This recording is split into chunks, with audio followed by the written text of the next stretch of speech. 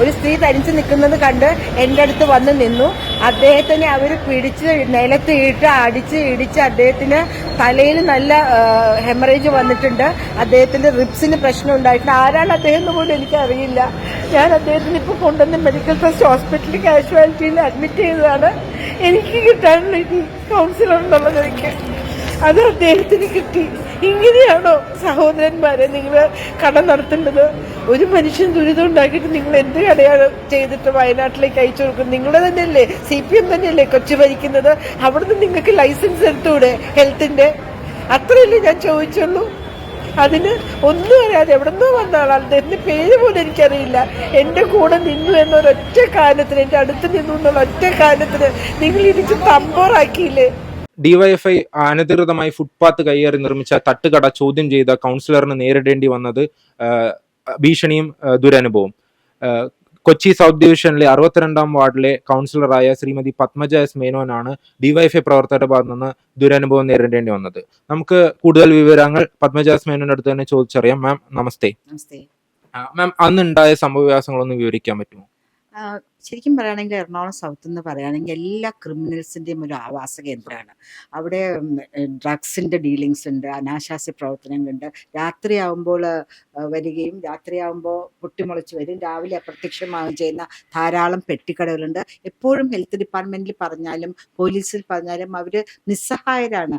അവരുടെ പുറകിലൊരു വലിയ ഒരു സംഘമുണ്ട്. അപ്പോൾ പോലീസിനാണെങ്കിലും ഹെൽത്ത് ഡിപ്പാർട്ട്മെൻ്റ് ആണെങ്കിലും നിസ്സഹായരായിട്ട് നോക്കി നിൽക്കാനേ പറ്റുള്ളൂ. മാഡം ഞങ്ങൾ പറഞ്ഞു എന്നൊരു ഒരു ഒരു സങ്കടഭാവത്തോടെ പറയും. ഞങ്ങൾക്ക് ഇങ്ങനെ വാർഡ് കമ്മിറ്റി എന്ന് പറയും. ഞങ്ങൾ ഇങ്ങനെ ഇടയ്ക്ക് നടക്കുമ്പോൾ അന്ന് ഞായറാഴ്ച ഭാരതീയ വിചാര കേന്ദ്രത്തിൻ്റെ ഒരു പരിപാടി ആശീർവാദം, ഞാൻ വീട്ടിലേക്ക് പോകുന്ന വഴിയാണ്. അന്ന് ഞാൻ ഇൻസ്പെക്ഷൻ വിചാരിച്ചിട്ടില്ല, ഞായറാഴ്ചയാണ്. സൗത്തിലെത്തിയപ്പോൾ എന്തോ എനിക്ക് അവിടെ ഇറങ്ങിയൊന്ന് നടക്കണമെന്ന് തോന്നി. ഞാൻ എൻ്റെ ആൾക്കാരെ വിളിച്ചു വരുത്തി. ഞാൻ ആദ്യം ഒരു ചെറിയ തട്ടുകൾ, ഒരു പാവപ്പെട്ട മനുഷ്യൻ നടത്തുന്നത്. അപ്പോൾ അദ്ദേഹത്തിനോട് പറഞ്ഞു, ഇതേ ഗ്യാസ് ഓപ്പണായിട്ട് വെച്ച് കുക്ക് ചെയ്യാൻ പാടില്ല, നിയമമുണ്ട് ചേട്ടാ, ഇന്ന് കൊണ്ടുവന്ന് നോക്കി, നാളെ മുതൽ പാടില്ല. പിന്നെ അടുത്ത കട ഇങ്ങനെ പോകുമ്പോൾ ഒരു വലിയ ഒരു തട്ടുകട പോലെ എല്ലാ സജ്ജീകരണങ്ങളും ഉണ്ട്. ഫുട്പാത്ത് മുഴുവൻ കയ്യേറിൻ്റെ ഒരു 10 അടിയോളം, റോഡിലേക്കും 2 കമ്പ് നിൽക്കുന്നുണ്ട്, ഒരു 3 അടിയോളം. ഇതെന്താണെന്ന് ഇങ്ങനെ നോക്കി വന്നപ്പോൾ മുൻവശത്ത് എഴുതി വെച്ചിരിക്കുന്നു, വയനാട്ടിലേക്ക് ദുരിതാശ്വാസം, വയനാടിന് തട്ടുകട എന്നൊക്കെ പറഞ്ഞു. അപ്പൊ ഞാൻ അവിടെ നിൽക്കുന്ന ആളോട് ചോദിച്ചു, നിങ്ങൾക്ക് ലൈസൻസ് ഉണ്ടോ? ഞങ്ങൾ DYFIക്കാരാണ്, ഞങ്ങൾക്കൊരു നിയമവും ബാധകമല്ല. അത് പറ്റില്ല, ആഹാരമാണ് നിങ്ങൾ കൊടുക്കുന്നതെങ്കിൽ ലൈസൻസ് വേണം. കേരളം ഭരിക്കുന്നത് ഞങ്ങളാണെങ്കിൽ ഞങ്ങൾക്ക് അതിൻ്റെ ആവശ്യമില്ല. സോ സിമ്പിൾ സഹോദര. എറണാകുളം കൊച്ചിൻ കോർപ്പറേഷൻ ഭരിക്കുന്നതും നിങ്ങൾ തന്നെയല്ലേ. മേയറോട് ഒരു വാക്ക് പറഞ്ഞാൽ അങ്ങനെ 100 ഒപ്പിട്ട് തരില്ലേ? സ്റ്റാൻഡിംഗ് കമ്മിറ്റി ചെയർമാനോട് പറഞ്ഞാൽ 50 വോട്ട് കിട്ടും. ഹെൽത്ത് ഇൻസ്പെക്ടർ അദ്ദേഹം തന്നെ ഇവിടെ വന്നു നിന്ന് നിങ്ങൾക്ക് കട നടത്തി തരും.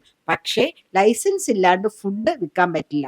ഇവിടെ നിങ്ങൾ എന്ത് ഫുഡ് കൊണ്ടുവരുന്നു, കൈ കഴുകാനുള്ള സംവിധാനം എവിടെ, വേസ്റ്റ് എവിടെ ഡിസ്പോസ് ചെയ്യുന്നു, ഡെങ്കു എല്ലാ കാര്യങ്ങളും ഇവിടെയുണ്ട്. തൊട്ടുപുറകിൽ തന്നെ അവിടെ വേസ്റ്റുകൾ കൂട്ടി കിടക്കുന്നുണ്ട്. അപ്പോഴാണ് ഞാൻ അറിയുന്നത്, അവർ തലേ ദിവസവും നടത്തിയിട്ടുണ്ടായിരുന്നു. ഞാൻ അറിഞ്ഞിട്ടില്ല, അന്ന് ഞാൻ ഇൻസ്പെക്ഷന് പോയപ്പോൾ കണ്ടതാണ്. ഇവര് നിന്നിട്ട് ആരൊക്കെയോ ഫോൺ ചെയ്ത് വരുത്തി. ഞാനും പോലീസിനെ അലേർട്ട് ചെയ്തു. പോലീസ് വന്നു. പോലീസ് പറഞ്ഞു ഇത് അനധികൃതമായ ഇതാണ്.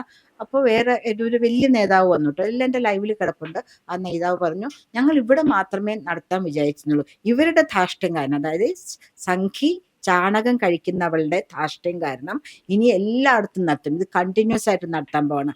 ആരുണ്ട് ഇവിടെ ചോദ്യം ചെയ്യാൻ? ഞാനുണ്ട്.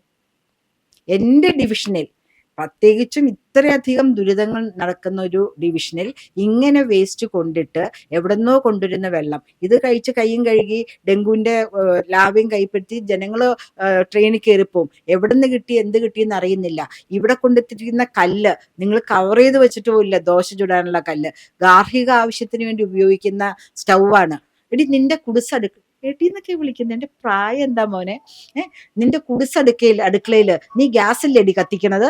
അപ്പോൾ ഞാൻ പറഞ്ഞു, എൻ്റെ കുടിസടുക്കളയിലെ ഗ്യാസ് പൊട്ടിത്തെറിച്ചാൽ ഞങ്ങൾ 4 പേരെ വേവുള്ളൂ. പക്ഷെ ഈ ഓപ്പൺ സ്പേസിൽ ഗ്യാസ് പൊട്ടിത്തെറിച്ചാൽ എന്താണ് ഉണ്ടാവുന്നത് അതൊക്കെ ഞങ്ങൾ നോക്കിക്കോളാം. അങ്ങനെ ഒന്നും രണ്ടും പറഞ്ഞു. കുറേ പേര് എൻ്റെ ചുറ്റും കൂടി എൻ്റെ പാർട്ടി പ്രവർത്തകർ പുറകിൽ വന്നിട്ട് അവരെ എക്സ്പോസ് ചെയ്യില്ല, പുറകിൽ നിൽക്കുന്നുണ്ട്. അപ്പോൾ എന്തെന്നാണ് ഈ കൗൺസിലറെ, ഒറ്റ ആൾ നിന്റെ കൂടി ഇല്ലല്ലോ, തനിക്കൊന്ന് പറയാൻ പറയാം. ഒരൊറ്റ ആൾ മതി. കേരളം ഭരിക്കുന്ന പാർട്ടിക്ക് ഇത്രയൊക്കെ പറയുകയാണെങ്കിൽ രാജ്യം ഭരിക്കുന്ന പാർട്ടിക്ക് ഒരാൾ മതി. ചാണക സംഘടി, നിങ്ങളൊന്നും ചെയ്യില്ല, ഞങ്ങളെയും ചെയ്യാൻ സമ്മതിക്കില്ല. 25 വീട് ഞങ്ങൾ വയനാടിൽ നിന്ന് പറഞ്ഞിട്ടുണ്ടെങ്കിൽ ഡിവൈഎഫ്ഐക്കാരത് ചെയ്തിരിക്കും. നമ്മൾ തീർച്ചയായും ചെയ്തിരിക്കണം സഹോദര. പ്രളയം കഴിഞ്ഞിട്ട് 10,000 രൂപ പോലും കിട്ടാത്ത ആൾക്കാരെ ഞങ്ങൾക്കറിയാം. അപ്പൊ ഈ വയനാട്ടിലേക്കെന്നും പറഞ്ഞ് നിങ്ങൾ ബക്കറ്റ് പിരിവിന് സ്കോപ്പില്ലാത്ത സമയത്ത് ഇവിടെ ഒരു സാധനം വെച്ചിട്ട് എന്തെന്നാ ചെയ്യുന്നത്? എന്തായാലും ഈ കട ക്ലോസ് ചെയ്തിട്ട് ആ കാശ് എണ്ണി തിട്ടപ്പെടുത്തിട്ട് ഞാൻ പോകും. 4 മണിയാവും. എന്താ എനിക്ക് കുഴപ്പം? ഇന്ത്യയിലെ മികച്ച വനിതാ ജേർണലിസ്റ്റിന്റെ അവാർഡ് മേടിച്ച് എനിക്ക് 4 മണി, ഞാൻ ജനിച്ചു വളർന്ന നഗരത്തില് 4 മണി ഒരു പ്രശ്നം ഞാൻ എവിടെ ഇരിക്കും. പക്ഷെ എണ്ണി തിട്ടപ്പെടുത്തി എനിക്ക് കണക്കറിയണം. ഈ കസേരയിലിരുന്നോ? വേണ്ട, മുദ്രാവാക്യം വിളിച്ച് നടന്നിട്ടുള്ളതാ കിലോമീറ്ററോളം ഞാൻ ഇവിടെ നിൽക്കുന്നു. അപ്പോ ദോശ ചുടുന്ന ആള് ഇങ്ങനെ അവരിങ്ങനെ ലൈവ് എടുക്കുന്നുണ്ട്, ഞാനും ലൈവ് എടുക്കുന്നുണ്ട്. എനിക്ക് എന്റെ പഴയ ജേർണലിസ്റ്റിക് ഡേയ്സിലേക്ക് പോയ പോലെയാണ് എനിക്ക് തോന്നുന്നത്. അപ്പോ എന്താണ്, ദോശ ചുടുന്ന ആള് പറഞ്ഞു 2 പറോട്ടയും കുറച്ച് ബീഫും എടുത്ത് ഇവരുടെ അണ്ണാക്കിലേക്ക് കുത്തി ഇറക്കിയാൽ തീരാവുന്ന ചൊറിച്ചിലേ ഇവർക്കുള്ളൂന്ന്. ഒന്ന് ആലോചിച്ച് നോക്കൂ. ഞാൻ നിങ്ങൾ എന്തെന്നായി പറയണേ?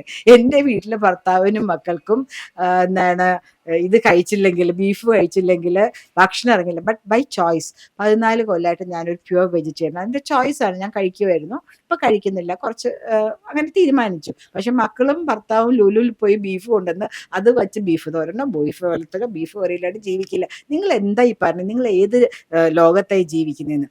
അപ്പോൾ ഒരാളിന്റെ അടുത്ത് നിൽക്കുന്നുണ്ട് കുറച്ച് നേരമായിട്ട്. ഞാൻ പറയുമ്പോൾ അയാൾ ഇങ്ങനെ സപ്പോർട്ട് ചെയ്ത് പറയുന്നുണ്ട്. അദ്ദേഹം പറഞ്ഞു, ഇവരെ കണ്ടിട്ട് ഒരു ഭിക്ഷക്കാരിയാന്ന് തോന്നുന്നില്ലല്ലോ, അവർ കഴിക്കാൻ എന്തെങ്കിലും വേണമെന്ന് പറഞ്ഞില്ലല്ലോ, പിന്നെ എന്തിനാ നിങ്ങൾ അവരുടെ വായിലേക്ക് കുത്തിക്കയറ്റാൻ പോകുന്നത് എന്ന് അദ്ദേഹം പറഞ്ഞു. പിന്നെ ഇങ്ങനെ ഞങ്ങൾ സംസാരിച്ചുകൊണ്ടിരിക്കും പറഞ്ഞു, എന്നെ അടുപ്പത്ത് കയറ്റിയിരുത്തുന്നു. എന്റെ ചന്തി ബുദ്ധിമുട്ടുണ്ട് പറയാൻ, എന്നാലും എന്റെ ചന്തി പൊള്ളിച്ചെടുക്കരുത്. എനിക്ക് കിടക്കാനും പറ്റില്ല, ഇരിക്കാനും പറ്റില്ല. എന്നെ ചുട്ടെടുക്കണം, തീർത്തിരിക്കണം, കൊന്നിരിക്കണം.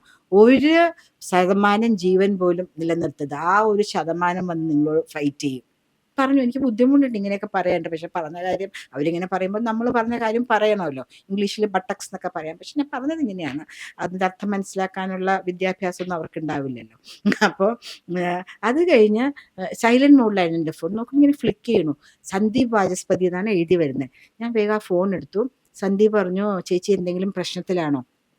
നമ്മൾ ഡിവൈഎഫ്ഐക്കായിട്ട് നടന്ന സല്ലാപത്തിലാണ്. ഇങ്ങനെ മനുഷ്യ മാംസം പൊരിക്കുന്നതിനെ കുറിച്ചൊക്കെയുള്ള സംഭാഷണത്തിൽ ഏർപ്പെട്ടിരിക്കുകയാണ്. ചേച്ചിയുടെ അടുത്ത് നിന്ന ആളെ ഇവരെ അടിച്ച് തമ്പോറാക്കി റോഡിലിട്ടേക്കും. ചേച്ചി വേഗം അത് അഡ്രസ്സ് ചെയ്യും. അപ്പോൾ പോലീസിനെ പേടിച്ച് പുറകിൽ നിൽക്കുന്നുണ്ട്. അവർ പോയിട്ടില്ല കേട്ടോ, പുറകിൽ നിൽക്കുന്നുണ്ട്. ഞാൻ വേഗം ആ ഫോൺ കൊണ്ടുവന്ന് അവർക്ക് കൊടുത്തു. അപ്പോൾ അവർ എന്താണ് പോലീസുകാരോട് സംസാരിച്ച് അദ്ദേഹം പറഞ്ഞു, അദ്ദേഹത്തിന് കുഴപ്പമൊന്നുമില്ല, കേസൊന്നും വേണ്ട, പോവാണെന്നാണ് പറയണതെന്ന് പറഞ്ഞു. ഞാൻ ഫോൺ മേടിച്ചു. സന്ദീപ് തിരിച്ചു വിളിച്ചു പറഞ്ഞു, ചേച്ചി ഝാൻസി റാണിയാണെന്നറിയാം, ഡിവൈഎഫ്ഐക്കാരുമായിട്ടുള്ളൊരു ഇഷ്യൂ അല്ല ഈ സമയത്ത് പ്രധാനം, ഒരു മനുഷ്യന്റെ ജീവനാണ്. ചേച്ചിക്ക് വേണ്ടി നിന്ന് സംസാരിച്ചെന്ന് ഒറ്റ കാലത്തിൽ അയാൾ അടിച്ച് തമ്പോറാക്കി റെയിൽവേ സ്റ്റേഷനിലേക്ക് പോകുന്ന വഴിയിലിട്ടേക്കാണ്. ചേച്ചി അവിടെ നിന്ന് മാറൂ, ചേച്ചി ഉടനെ അവിടെ ചെന്ന് അയാൾ ആശുപത്രി കൊണ്ടുപോകുന്നത്. ഞാൻ വേഗം തന്നെ വന്ന് ഒരു ഓട്ടോറിക്ഷക്കാരെ ആരും ഞാൻ കൂട്ടിയില്ല, എൻ്റെ ആൾക്കാരൊക്കെ, because I didn't want to expose them. ഇവരുടെ കയ്യിൽ കൊടുവാളാണോ കത്തിയാണോ എന്താണെന്നൊന്നും നമുക്കറിയില്ലോ, തിളച്ച വെള്ളം എടുത്തെറിഞ്ഞാൽ പോരെ. അപ്പൊ അവര് ഞാൻ കേട്ടില്ല, ഞാൻ കൊണ്ടുപോയി. അതിന് ഇവര് എല്ലായിടത്തും പറഞ്ഞോട് നടക്കുന്നുണ്ടെന്ന് കേട്ടു. അവരൊക്കെ കൂടെ എന്നെ ഓടിച്ചുവിട്ടു. ഓടിക്ക് പോവാൻ ഈ ഞാൻ ആരാ? എത്ര നിങ്ങൾ എന്നെ ഓടിക്കാൻ ശ്രമിച്ചിട്ടുള്ളതാ? എവിടെയെങ്കിലും ഓടിപ്പോയിട്ടുണ്ട്? സിറ്റിയുടെ നടുക്ക് സുന്ദരമായിട്ട് ജീവിക്കുന്ന, അത് ആത്മാഭിമാനത്തോടെ ജീവിക്കും, ആത്മാഭിമാനത്തോടെ മരിക്കേണ്ട സമയമാകുമ്പോൾ മരിക്കും. അതെങ്ങനെ മരിക്കുന്ന ദൈവം തീരുമാനിച്ചിരിക്കും, അത്രേ ഉള്ളൂ.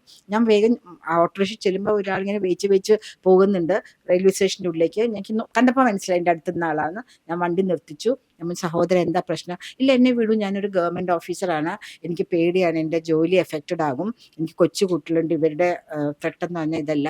നിങ്ങൾ കയറുന്നു. അപ്പൊ അദ്ദേഹം കാണിച്ചു ഇത്രയും വലിയൊരു മുഴ തലയിൽ, ഷർട്ട് ഉരിപ്പ് ഇവിടേക്ക് തിണർത്ത് കിടക്ക ഇടിച്ചിട്ട്.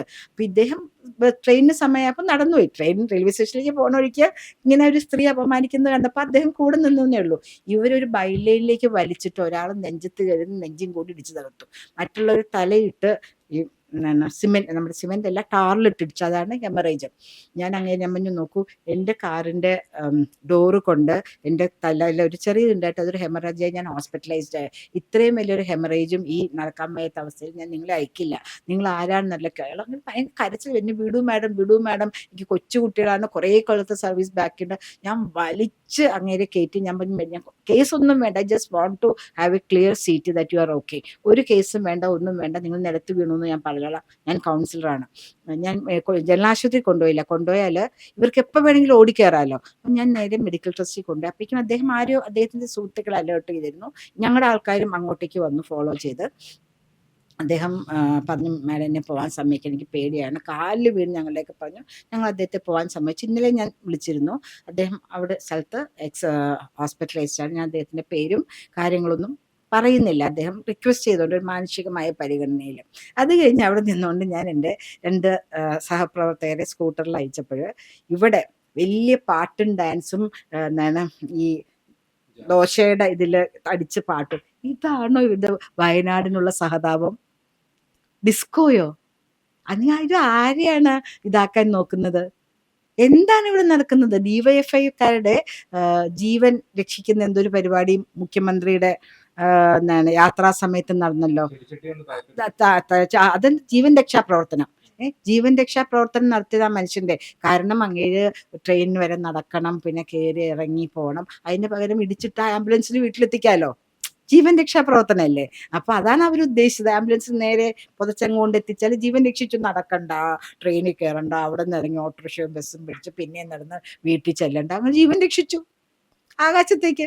അപ്പോൾ ഇതൊന്നും ഇവിടെ കണ്ട് പേടിക്കില്ല സഹോദരന്മാരെ. ഞങ്ങൾക്കൊരു നിയമമുണ്ടെങ്കിൽ അത് നടപ്പാക്കാൻ മേയറും ഇവിടുത്തെ ഹെൽത്ത് ഓഫീസറും ബാധ്യസ്ഥരാണ്. നടപ്പാക്കിയിരിക്കണം. നിയമത്തിന്റെ വഴി കൂടെ മാത്രമേ പോകുള്ളൂ. ഇന്നലെ നല്ല രസമുണ്ടായി. ഞാൻ കാർ ഓടിച്ചുകൊണ്ടു, എനിക്ക് ഒരു പേടിയില്ല. അപ്പോൾ അവിടെ ചെന്നപ്പോൾ മിഞ്ഞാന്നത്തെ വേസ്റ്റ് അപ്പം തന്നെ റിമൂവ് ചെയ്യുന്ന പറഞ്ഞില്ല, അവിടെ മുഴുവൻ കിടക്കാണ്, പുഴുവരിച്ച് ലാവുകളൊക്കെ ആയിട്ട്. ഒരു ജൂനിയർ ഹെൽത്ത് ഇൻസ്പെക്ടറെ കൊണ്ടുവന്ന് കാണിച്ചു, ഫൈൻ ചെയ്യണമെന്ന് പറഞ്ഞു. അയാൾക്കാണെങ്കിൽ അതിനെക്കാട്ടിലും പേടി. പിന്നെ ഞാൻ അറിയുന്നത് എൻ്റെ ഡിവിഷനിലെ ഹരിതകർമ്മസേനയെ വിളിച്ചിട്ട് അവർ പറഞ്ഞേക്കാണ് ആ വേസ്റ്റ് മുഴുവൻ റിമൂവ് ചെയ്യണമെന്ന്. ഹരിതകർമ്മസേന അതിനുള്ള ആൾക്കാരാണോ? അതിന് കോർപ്പറേഷനിലെ ആൾക്കാരില്ലേ? ഇന്നലെ വൈകുന്നേരം ഞാൻ പിന്നെയും എൻ്റെ കൊണ്ട് പോയപ്പോൾ ഒരു 10, 60, 70 ആൾക്കാരും മുഴുവൻ ക്യാമറ ക്രൂ ഒക്കെ. അപ്പോൾ കുറച്ച് ഞാനൊരു ക്യാമറ ടീം വിളിച്ചും BJPയുടെ ഒരു പ്രതിഷേധ മാർച്ച് ഇങ്ങോട്ടേക്കില്ല, എന്താ വരാത്ത, എപ്പോഴാ വരുന്നത്? ഞാൻ പ്രതിഷേധ മാർച്ചോ? BJPക്കോ? എന്തിന്? അല്ല, നിങ്ങൾ ഇന്ന് പ്രതിഷേധിക്കും, ഇവിടെ വന്ന് അലമ്പുണ്ടാക്കുന്നൊക്കെ പറഞ്ഞിട്ട് ഞങ്ങളൊക്കെ ഇവിടെ കാത്തിക്കുക. What nonsense! ലൈസൻസ് ഇല്ലാണ്ട് തട്ടുകട നടത്തരുത്. ഈ ഇവർ വിളമ്പുന്ന ഭക്ഷണത്തിന് സ്റ്റാൻഡേർഡ് ഉണ്ടോ? ഇവർ കൈ കഴുകാൻ കൊടുക്കുന്ന വെള്ളത്തിന് സ്റ്റാൻഡേർഡ് ഉണ്ടോ എന്ന് മാത്രമേ ചോദിച്ചുള്ളൂ. അതിനൊരു തല്ലുണ്ടാക്കേണ്ട ആവശ്യമുണ്ടോ? നിയമവശത്തിൽ കൂടെ ഞങ്ങൾ പോകും.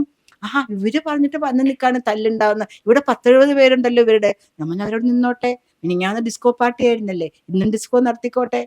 ഇന്ന് രാവിലെ ഞാൻ എൻ്റെ മുമ്പിൽ പോയി. ആ തട്ടുകട അവിടെ തന്നെയുണ്ട്. അമ്മ ഉണ്ടാക്കുന്ന ദോശ എന്നെ ചുടുന്ന് പറഞ്ഞ സാധനം അവിടെ തുറന്നിട്ടിരിക്കുകയാണ്. ഇന്നലെ രാത്രി അവിടെ കൊതുകൊക്കെ അതിൽ ലാവയൊക്കെ ഇട്ടിട്ടുണ്ടാവും. ആ ലാവ കൂടെ ചേർത്ത ദോശ ഇന്ന് കഴിക്കാൻ ഞാൻ ഈ നാട്ടുകാരെ സദയം ക്ഷണിക്കുന്നു.